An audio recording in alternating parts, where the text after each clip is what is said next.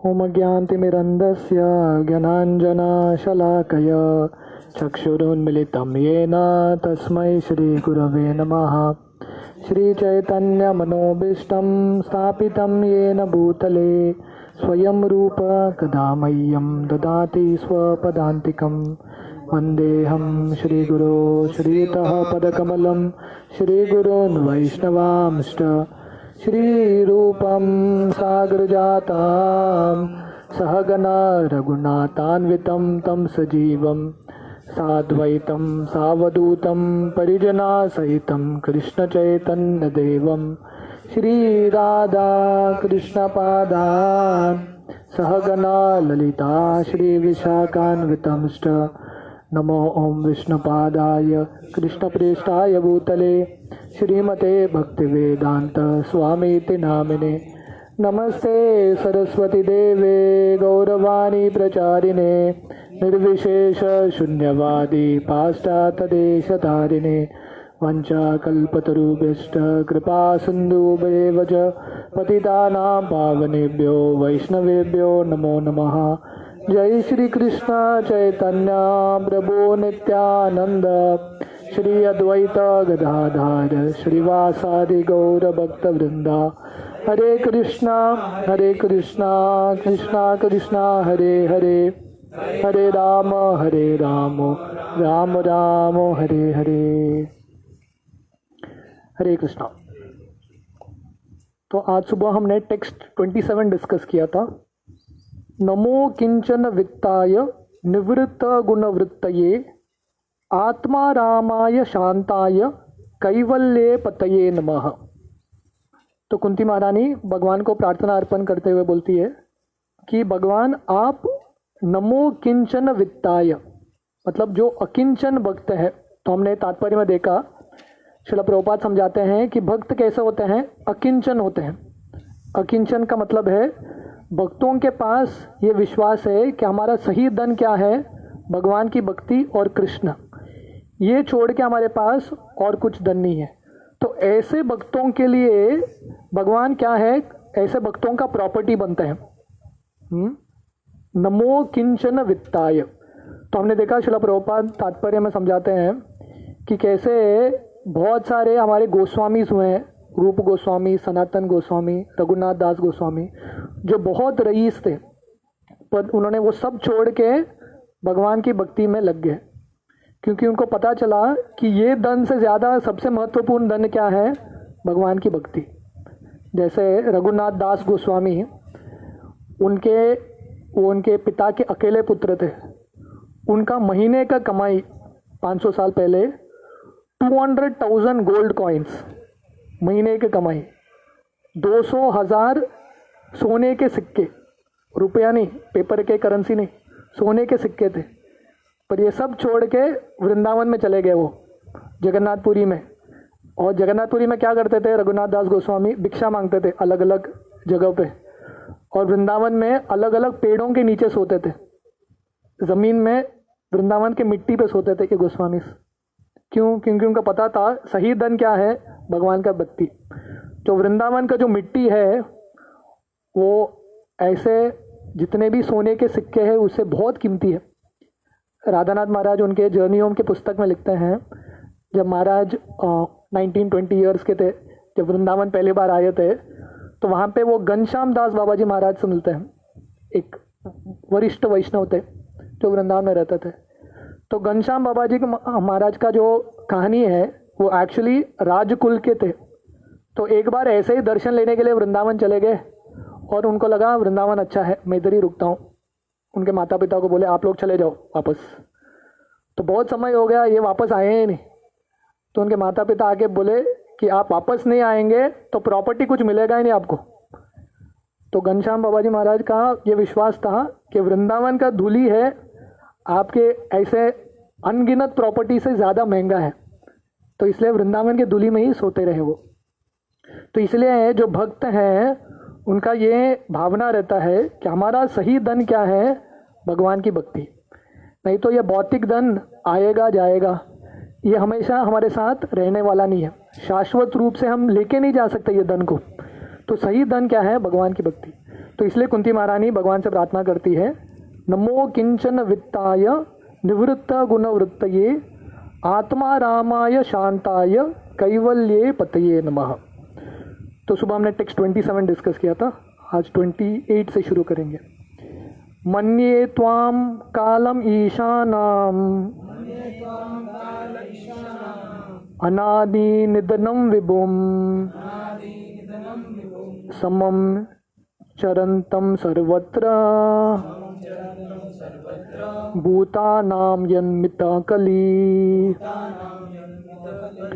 Translation: My Lord, I consider your Lordship to be eternal time, the supreme controller, without beginning and end, the all-pervasive one. In distributing your mercy, you are equal to everyone.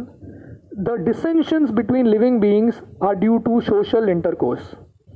तो कुंती महारानी बोलती है कि आप कौन हैं? कालम। कालम का मतलब है भगवान काल है।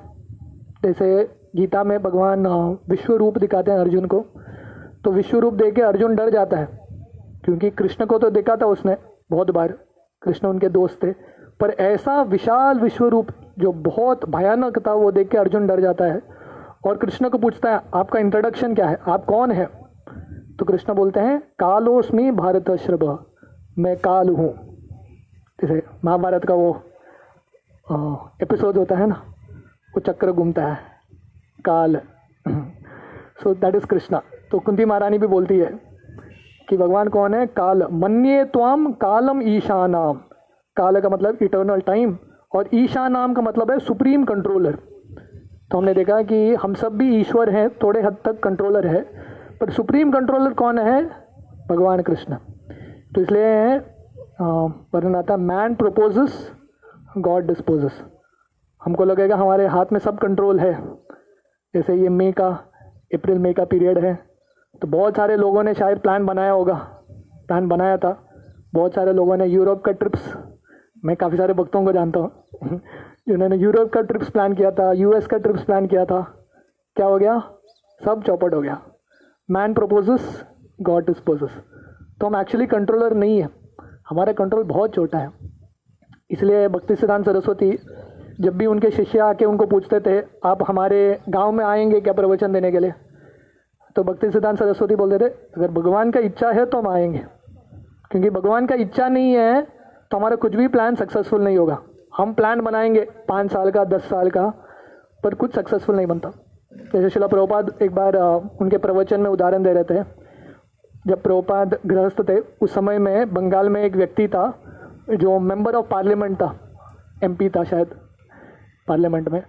तो वो एक बार 5 ईयर प्लानिंग के लिए, पार्लियामेंट में होता है 5 साल का प्लानिंग करते हैं, देश का प्लानिंग होता है, तो प्लानिंग करने के लिए जा रहा था, प्लानिंग कमीशन में था, पर भगवान ने इसका प्लान किया था कि वो रास्ते पे ही इसका मृत्यु हो गया। तो ये चला 5 साल का प्लान करने के लिए, पर इसको पता नहीं था कि उसका ज़िंदगी और कोई प्लान कर रहा है। तो इसलिए भगवान कौन है? ईशानाम, सुप्रीम कंट्रोलर। अनादि निधनम विभुम। अनादि निधनम का मतलब है भगवान का शुरुआत नहीं है और अंत नहीं है।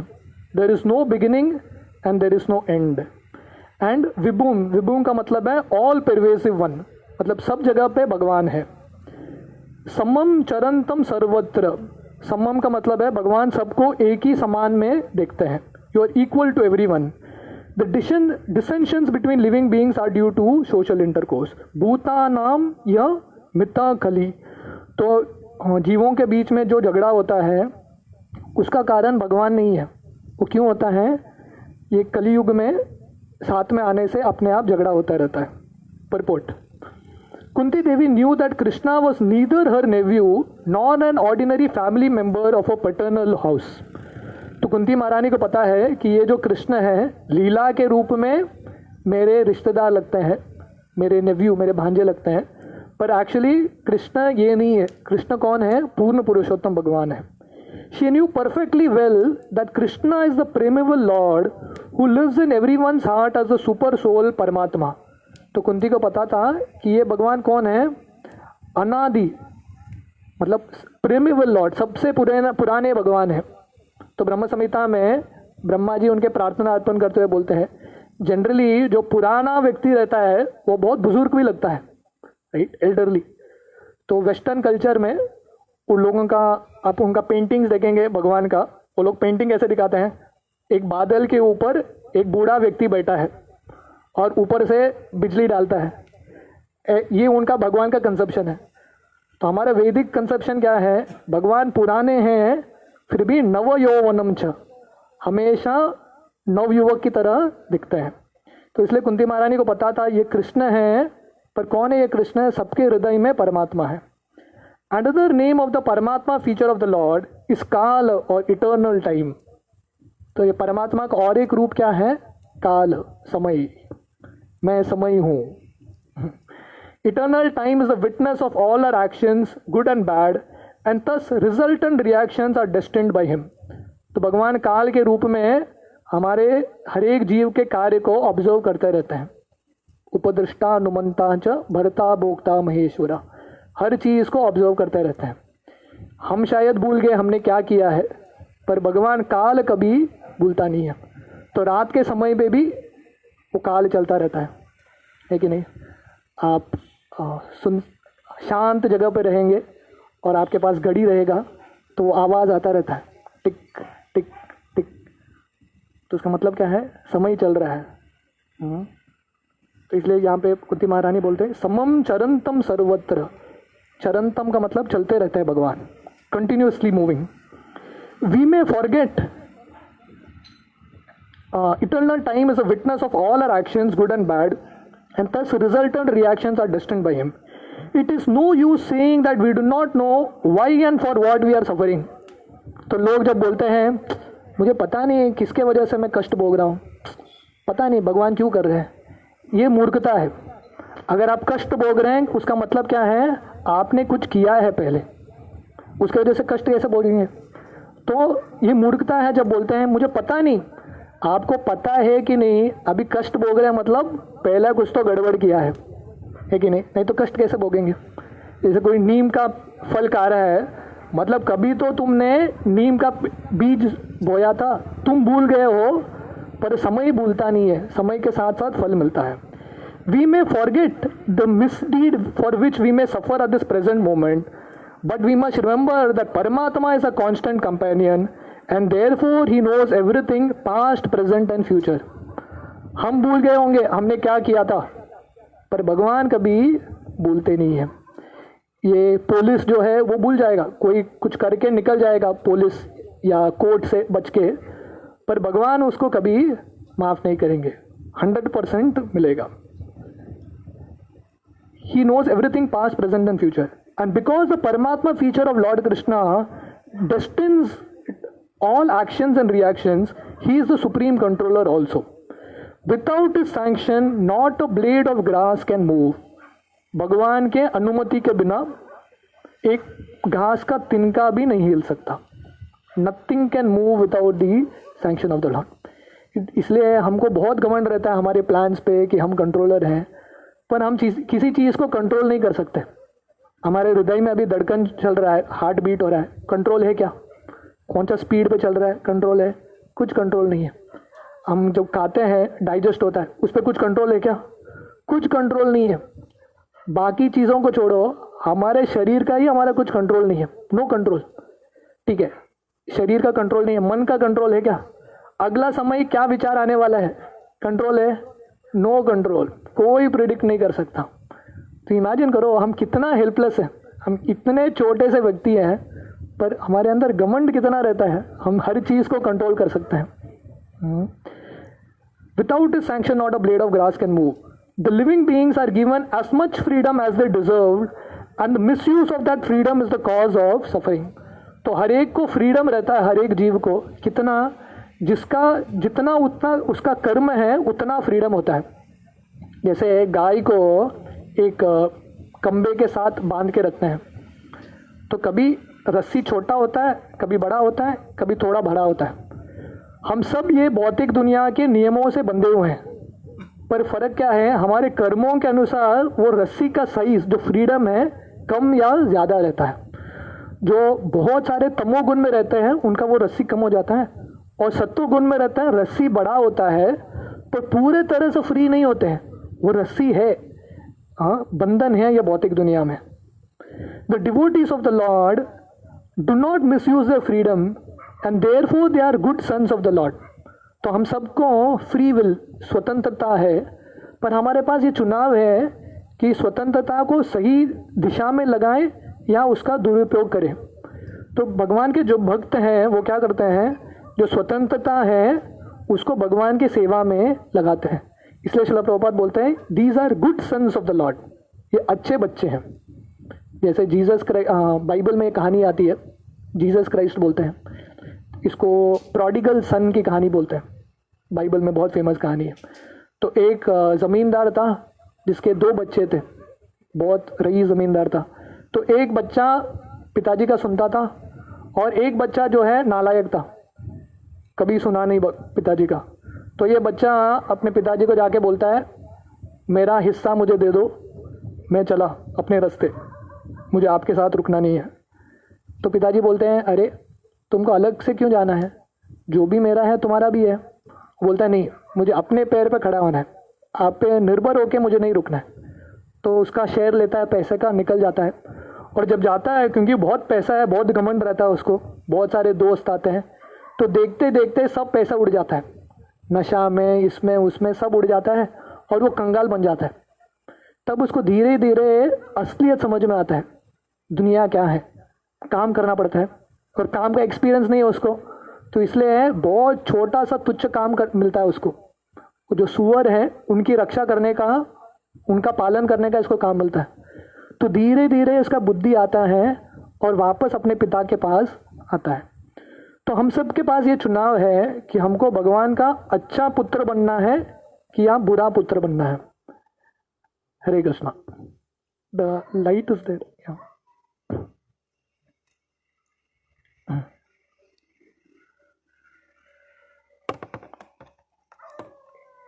You can on your mobiles also.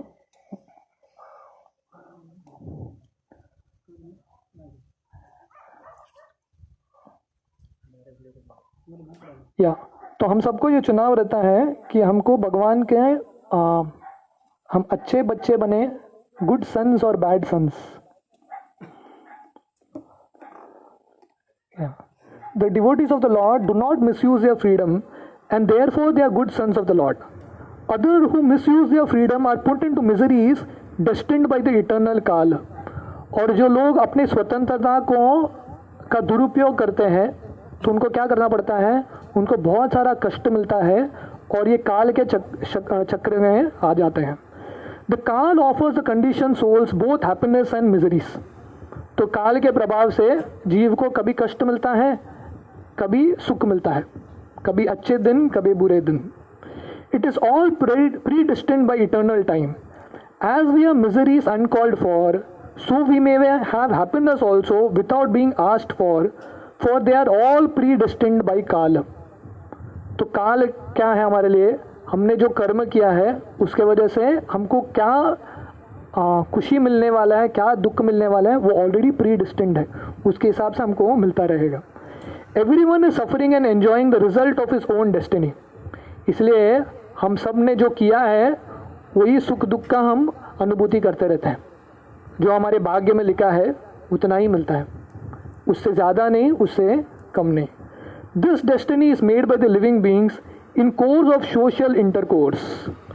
तो ये जो भाग्य कौन बनाता है, हमने ही हमारा भाग्य बनाया है। पिछले जो कर्म किया है उसके वजह से हमारा आज का भाग्य है, और आज जो करेंगे उसके वजह से हमारा आगे का भाग्य बनेगा। Everyone here wants to lord it over material nature, and thus everyone creates his own destiny under the supervision of the Supreme Lord।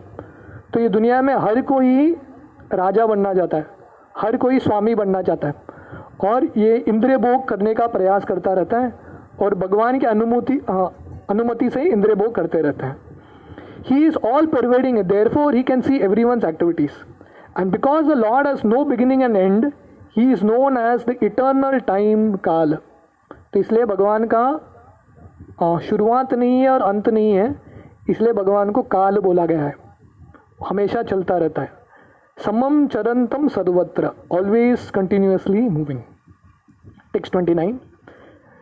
न वेद कश्चित भगवान चिकीर्षितम तवे हमानस्य नृणाम विडंबनम न यस्य कश्चित् दयितोऽस्ति कर्हिचित् द्वेष्यश्च यस्मिन् विषमामतिर्नृणाम. O Lord, no one can understand your transcendental pastimes, which appear to be human and are so misleading. You have no specific object of favor, nor do you have any object of envy. People only imagine that you are partial. तो कुंती महारानी भगवान को बोल रही है कि आपके जो लीला है ऐसा दिखता है कि मनुष्य के लीला की तरह है, साधारण मनुष्य की तरह है, पर ये सब मिसलीडिंग है. तो बाहरी दृष्टिकोण से जब तक किसी को शास्त्र का दृष्टिकोण नहीं मिलेगा, भगवान की कृपा नहीं मिलेगी, तब तक उसको क्या लगता है, कृष्ण के जो लीला है साधारण लीला है ऐसा लगता है. और कुंती महारानी बोलती है भगवान को कि आपका कोई फेवरेट नहीं है, आप किसी से द्वेष नहीं करते और किसी से प्रेम नहीं करते. भगवान का कोई फेवरेट नहीं है और भगवान का कोई शत्रु नहीं है. भगवान सबको समान भावना से देखते हैं. People only imagine that you are partial. तो अगर किसी को लगता है कि भगवान पार्शियल है, भगवान मतभेद करते हैं, अपने भक्तों को ज़्यादा कृपा दिखते हैं, तो इसका मतलब है उन लोगों ने भगवान का ज्ञान है वो ठीक तरह से समझा नहीं है. Purport. The Lord's mercy upon the fallen souls is equally distributed. He has no one as specific object of hostility. जो भगवान का जो कृपा है हर एक जीव पे समान दृष्टि से भगवान कृपा बांटते हैं. भगवान किसी से ईर्ष्या नहीं करते, किसी से द्वेष नहीं करते.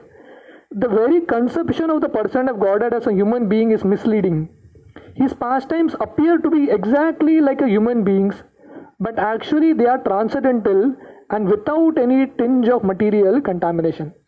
जो भगवान के जो लीला है ऐसा दिखता है कि साधारण मनुष्य की लीला की तरह है, पर ये सब हमको भ्रम में डालने के लिए है, मिसलीडिंग है, क्योंकि भगवान के सब लीलाएं दिव्य है, ये भौतिक दुनिया के साथ उनका कुछ कनेक्शन नहीं है. He is undoubtedly known as partial to his pure devotees, but in fact he is never partial as much as the sun is never partial to anyone. तो जैसे सूरज हर किसी को प्रकाश देता है, वैसे ही भगवान हर किसी को प्रकाश देते हैं. But by utilizing the sun rays, sometimes even the stones become valuable, whereas a blind man cannot see the sun, although there are enough sun rays before him. Darkness and light are two opposite conceptions, but this does not mean that the sun is partial in distributing its rays. तो सूरज के जो किरणें हैं सब जगह है, पर सूरज की किरणें थोड़े जगह पे जाते हैं, थोड़े जगह पे नहीं पहुंचते. अगर किसी ने उनका दरवाज़ा खिड़की सब बंद करके रखा है और कोई बोलता है अरे मेरे घर में सूरज की किरणें नहीं आ रही है, तो ये सूरज का गलती नहीं है, वो किसका गलती है, आपका गलती है कि आपने बंद करके रखा है. तो वैसे ही भगवान की कृपा सब जगह है, पर अगर हम दिल खोल के भगवान की जो कृपा है वो लेने के लिए हमारे क्षमता नहीं है, तो गलती भगवान का नहीं है. Darkness and light are two opposite conceptions, but this does not mean that the sun is partial in distributing its rays. The sun rays are open to everyone, but the capacities of the receptacles differ. तो भगवान की जो सूरज की किरणें हर किसी को जाता है, पर जो व्यक्ति कितना ले सकता है उसके ऊपर है. Foolish people think that devotional service is flattering the Lord to get special mercy. Factually, the pure devotees who are engaged in transcendental loving service of the Lord are not a mercantile community. तो जो कम बुद्धिमान लोग हैं उनको क्या लगता है, भक्त लोग क्या करते हैं, भगवान को फ्लैटर करते हैं. फ्लैटर जानते हैं, फ्लैटर का मतलब है मस्का लगाना, कि भगवान का गुणगान कर करके भगवान की कृपा पाने का कोशिश करते हैं. पर ऐसा नहीं है. भक्त जो है भगवान के साथ बिजनेस नहीं करते कि मैं आपका भक्ति करूंगा, इतना माला करूंगा, वापस मुझे इतना मिलना चाहिए. No business. A mercantile house renders service to someone in exchange for values. जो बिजनेसमैन है क्या है, कुछ सेवा करता है, क्योंकि उसके एंड में कुछ मिलने वाला है. आप किसी बिजनेसमैन के दुकान में जाएंगे वो बोलेगा मैं आपसे कुछ प्रॉफिट नहीं लूँगा, तो उसका मतलब है वो झूठ बोल रहा है, क्योंकि बिना प्रॉफिट का वो दुकान खोल के ऐसा बैठा नहीं है, लोगों का कल्याण करने के लिए नहीं बैठा है, खुद का कल्याण करने के लिए बैठा है वो। पर जो भक्त है ऐसा नहीं है। अ pure devotee does not render service unto the Lord for such exchange and therefore the full mercy of the Lord is open for him.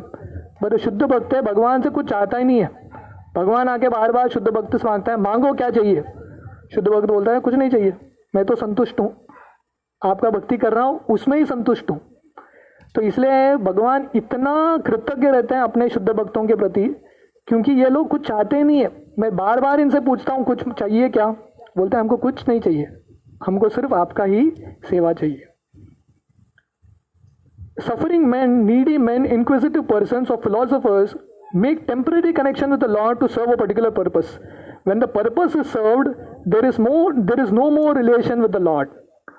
तो गीता में वर्णन आता है कि 4 तरह के लोग भगवान के शरण जाते हैं, जो कष्ट में है, जिनको धन चाहिए या जिनका कुछ प्रश्न है, ज्ञानी है, ये सब लोग भगवान के शरण जाते हैं। पर जनरली क्या होता है, ये सब लोग भगवान के शरण जाते हैं, प्रामाणिक भक्त है कि नहीं कैसे समझ में आएगा, उनका अगर कष्ट मिट जाएगा वो लोग निकल जाएंगे, है कि नहीं। तो बहुत सारे लोग इस्कॉन में आते हैं क्योंकि बहुत सारा कष्ट रहता है तो भगवान की याद आती है, इस्कॉन में आते हैं कष्ट मिट जाता है, भगवान को टाटा बोल के निकल जाते हैं।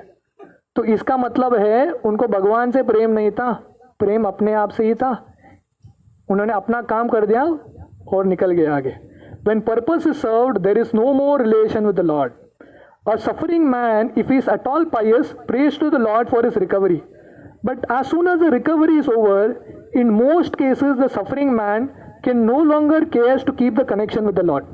तो अगर बहुत दुखी है व्यक्ति भगवान के पास आता है, भक्ति करता है और खुश बन गया, सुखी बन गया, तो भगवान को भूल जाता है, भगवान की भक्ति को भूल जाता है। तो इसलिए हम सुदामा के लीला में देखते हैं, सुदामा कष्ट के समय पे भी भगवान की भक्ति कर रहे थे, और जब द्वारका जाके आए और उनका जो कुटीर है बहुत बड़ा महल बन गया, भगवान कृष्ण को भूले नहीं, भक्ति को भूले नहीं, मेरा अभी हो गया जिंदगी, मुझे जो चाहिए था कृष्ण से वो मिल गया, नहीं, फिर भी ये अवस्था में भी, धन की अवस्था में भी वो भगवान की भक्ति करते रहे। The mercy of the Lord is open for him but he is reluctant to receive it. That is the difference between a pure devotee and a mixed devotee. जो शुद्ध भक्त है और मिश्रित भक्त में फर्क क्या है कि जो शुद्ध भक्त है कौन सा भी अवस्था में भगवान की भक्ति, भगवान के चरण कमल को छोड़ता नहीं है। Those who are completely against the service of the Lord are considered to be in abject darkness. Those who ask for the Lord's favor only at the time of necessity are partial recipients of the Lord's mercy, and those who are 100% engaged in the service of the Lord are full recipients of the mercy of the Lord. तो प्रभुपाद 3 तरह के लोग बोलते हैं। पहले जो category के लोग हैं जो भगवान की भक्ति चाहते ही नहीं है, भगवान के भक्ति से दूर भागते हैं, भक्त आते हैं तो ट्रैक करके चेंज करके निकल जाते हैं, तो ये लोग अंधकार में है, घोर अंधकार में है। दूसरे तरह के जो लोग हैं जो पार्शियल रेसिपिएंट्स है, भगवान की भक्ति करते हैं क्योंकि उनका कुछ नीड्स है, कुछ चाहिए उनको, धन चाहिए या कष्ट से मुक्ति चाहिए, वो जब मिल जाता है निकल जाते हैं। पर जो तीसरे जो शुद्ध भक्त हैं वो भगवान की भक्ति हमेशा करते रहते हैं, तो ऐसे भक्तों को भगवान की कृपा सबसे ज़्यादा मिलती है। Such partiality in receiving the Lord's mercy is relative to the recipient and it is not due to the partiality of the all merciful Lord. तो ये भगवान का गलती नहीं है कि अलग अलग लोगों को अलग अलग कृपा मिल रहा है, किसके ऊपर है, लोगों के क्षमता के ऊपर है। जैसे श्रील प्रभुपाद और एक जगह पे उदाहरण देते हैं, अग्नि है, फायर जो है घास को जला सकती है, पर सूखे घास में गिरेगी अग्नि तो तुरंत जल जाएगा घास, गीले घास में गिरेगी तो समय लगेगा। तो वैसे ही अगर हमारा हृदय पूरी तरह से तैयार है भगवान की भक्ति के लिए, जब वो कृपा मिलता है तुरंत भक्ति का आग पकड़ लेता है। पर अगर बहुत इंद्रिय वासना है, इंद्रिय भोग करने का समय लगता है, तो वो आग की गलती नहीं है, गलती किसकी है, जो मटीरियल घास है उसकी गलती है। तो वैसे ही अगर हमको भगवान की कृपा नहीं मिल रही है जो क्षमता में मिलना चाहिए, जो मात्रा में मिलना चाहिए, तो गलती किसका है, हमारा है।